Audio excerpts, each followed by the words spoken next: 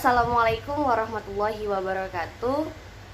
Halo teman-teman semua, perkenalkan saya Khalisatun Zahra dari Pendidikan Sejarah Universitas Negeri Medan. Nah, pada video kali ini saya akan membahas sesuatu tema yang menarik, yaitu mengenai membangun mindset entrepreneurship. Nah, untuk mengawali tentang judul ini, kita akan membahas yang pertama, yaitu mengenai transformasi kewirausahaan. Nah, untuk menjadi seorang entrepreneur yang sukses, itu kita memerlukan beberapa langkah transformasi pola pikir dan paradigma agar bisa menjalankan bisnis dari tahapan proses entrepreneurship. Nah, ada 4 nih jenis tahapan proses transformasi dalam entrepreneurship. Yang pertama yaitu transformasi pola pikir atau mindset dan paradigma. Nah, pada transformasi ini kita akan diajak untuk bertransformasi pemikiran, sikap, motif, dan semangat serta karakter yang lama untuk berubah menjadi seseorang yang berpikiran sama dengan seseorang entrepreneur yang cerdas.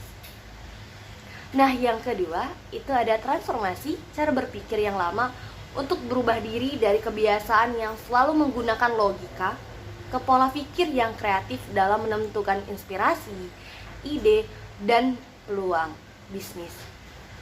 Nah, kemudian yang ketiga ada transformasi entrepreneurial dan bersikap sebagai entrepreneur menjadi manajer pengelola bisnis yang profesional. Nah, yang keempat ada transformasi entrepreneurial dari pola pikir owner ke pola pikir sebagai investor. Nah, untuk pembahasan selanjutnya kita akan membahas nih cara membentuk mindset seorang pembisnis. Seperti yang dikatakan sebelumnya, kita perlu ada transformasi mindset. Nah, jadi ada beberapa cara nih untuk membentuk mindset seorang pembisnis. Yang pertama yaitu sadar hidup, yaitu melalui usaha dan berdoa. Itu yang paling penting. Jadi keduanya harus dijalankan secara seimbang. Kemudian yang kedua, sadar diri, rendah hati, dan memiliki keyakinan yang tekun. Jadi jika kita ragu nih, kita akan melaksanakannya tidak benar-benar gitu. Jadi kita memang harus memiliki keyakinan yang tekun serta rendah hati. Kemudian bungkam akan mitos. Nah, pada poin ini kita hilangkan nih semua keraguan tentang sisi negatif dari memulai suatu usaha. Dan yang keempat, raih pandangan baru, membuat inovasi dan kreasi yang belum ada. Jadi kita dituntut nih untuk bisa memunculkan sesuatu yang baru gitu. Apa sih yang berbeda dari yang kita buat dalam bisnis ini. Kemudian next. Nah, tadi kan kita juga harus membuang nih ketakutan kita dalam berwirausaha. Ternyata ada beberapa cara juga untuk kita dapat mengatasi ketakutan tersebut. Nah, yang pertama yaitu dengan meningkatkan kekuatan atau kemampuan kita untuk mengatasi risiko yang akan terjadi. Jadi, kita tidak hanya stuck di suatu tempat, kita harus terus meningkatkan kekuatan dan kemampuan kita agar menjadi yang lebih baik dan kita dapat mengatasi nih nantinya apa sih kendala-kendala, resiko-risiko yang akan terjadi ke depannya. Nah, yang kedua, urailah dari resiko yang paling kecil sampai yang paling besar. Kemudian kita lihat sampai mana nih batas kekuatan dan kemampuan yang kita bisa untuk menanggulangi resiko-resiko tersebut gitu. Jadi kita susun dulu nih dari mana yang resiko terkecil sampai dia terbesar, dan kita akan tahu nih bagaimana sih ketika kita akan menghadapi resiko-resiko tersebut. Dan yang ketiga caranya yaitu adalah mengingat bahwa manusia tetap manusia. Manusia juga pastinya akan memiliki kekurangan-kekurangan dalam setiap proses yang ada. Yang terpenting kita sadar bahwa kita akan harus terus selalu berusaha.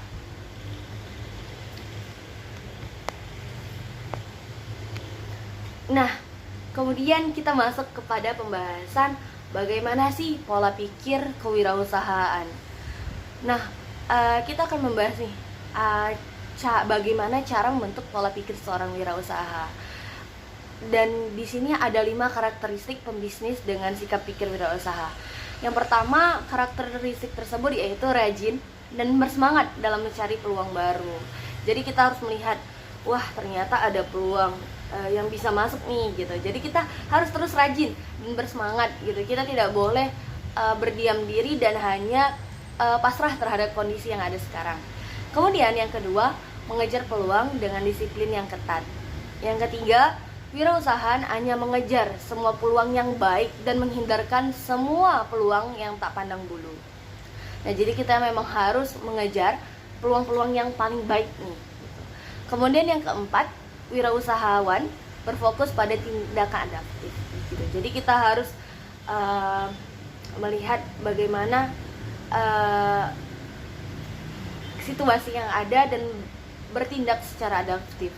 Kemudian yang kelima, wirausahawan melibatkan dan memanfaatkan energi orang-orang di sekitar mereka, baik di dalam maupun di luar organisasi mereka.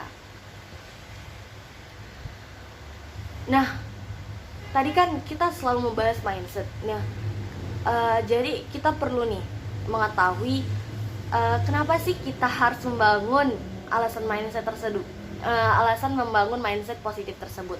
Ternyata ada beberapa alasan kenapa kita harus membangun mindset positif tersebut.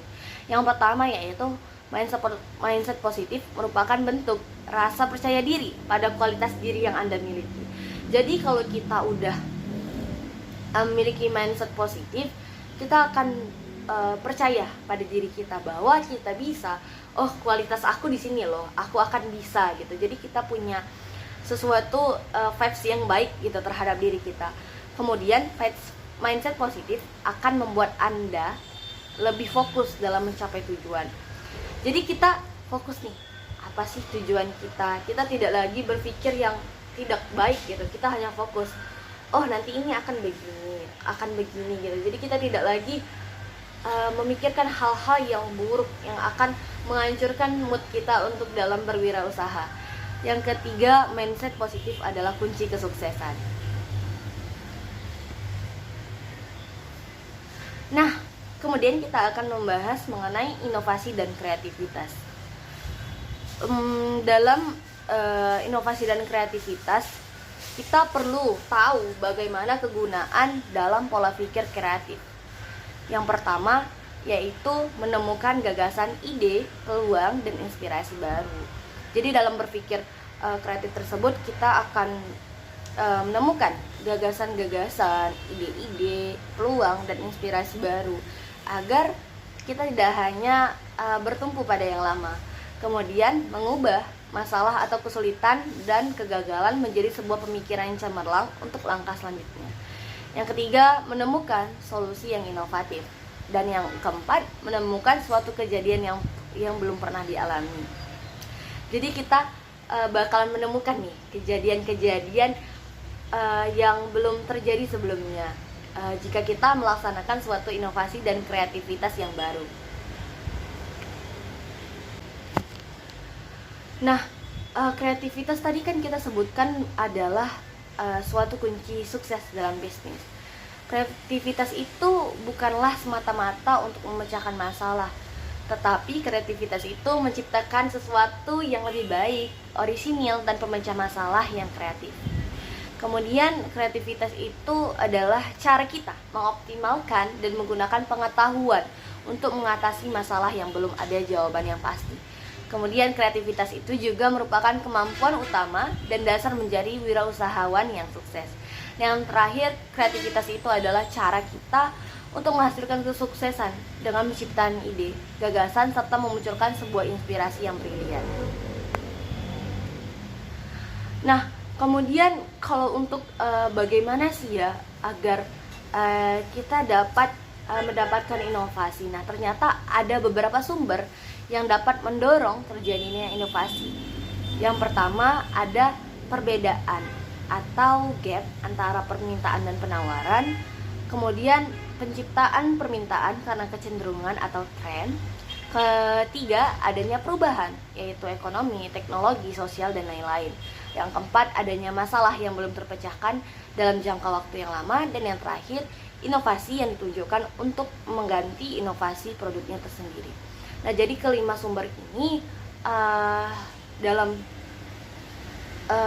perjalanan proses menjadi wirausaha akan menimbulkan inovasi-inovasi yang baru jika kita mampu sadar akan adanya beberapa sumber ini.